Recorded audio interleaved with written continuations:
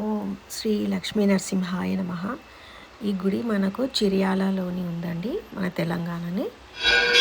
చూడండి లోపల ఎంత పెద్ద గుడిలో. ఇందులో వినాయకుడు, ఆంజనేయ స్వామి, బ్యాక్ సైడ్ వచ్చేసి మనకు శివుడు, నవగ్రహాలు, అలాగే అమ్మవారి గుడి ఉంది. ఇక్కడ సత్యనారాయణ వ్రతం కూడా చేసుకోవచ్చు. చాలామందికి తెలియదండి, ఇది మన తెలంగాణ నుండి. చూడండి బయట పార్కింగ్ ఏరియాని అందరు చెట్ల కింద కూర్చుంటారు. చాలా బాగుంటుంది, చాలా పీస్ఫుల్గా ఉంటుంది. ఇది మెయిన్ ఎంట్రన్స్ అన్నమాట. చాలా పెద్దగా ఉంది.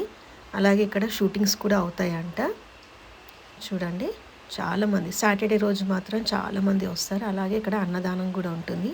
ఇప్పుడు రేపు ఏకాదశి కదా, అందరూ ఇక్కడికి వస్తారనమాట.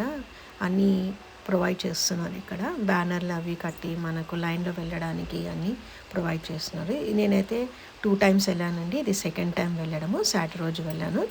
ఇక్కడ చూడండి పక్కనే కోలానం కూడా ఉంది.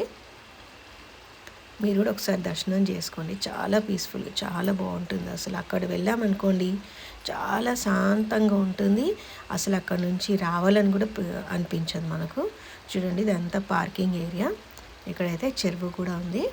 అటుపక్క నుంచి వెహికల్స్ వస్తూ ఉంటాయి. చూడండి ఈసీఐ నుంచి మాత్రం బస్సు ఉంది, డైరెక్ట్ గుడి వరకు వస్తుంది.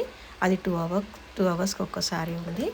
లేదంటే కీసరగుట్ట వెళ్ళి బస్సు ఎక్కామనుకోండి, కమాన్ దగ్గర దించేస్తాడు. అక్కడ నుంచి షేరింగ్ ఆటోస్ ఉంటాయి, 20 రూపీస్ పర్ హెడ్ తీసుకుంటారు. చూడండి నాగదేవత కూడా ఉంది ఇక్కడ.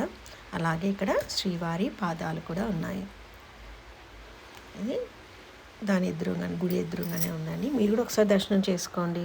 ఉగ్రం వీరం మహావిష్ణు జ్వలంతం నరసింహం వీరనం భద్రం మృత్యుముక్షిం నమామ్యహం స్వాహా.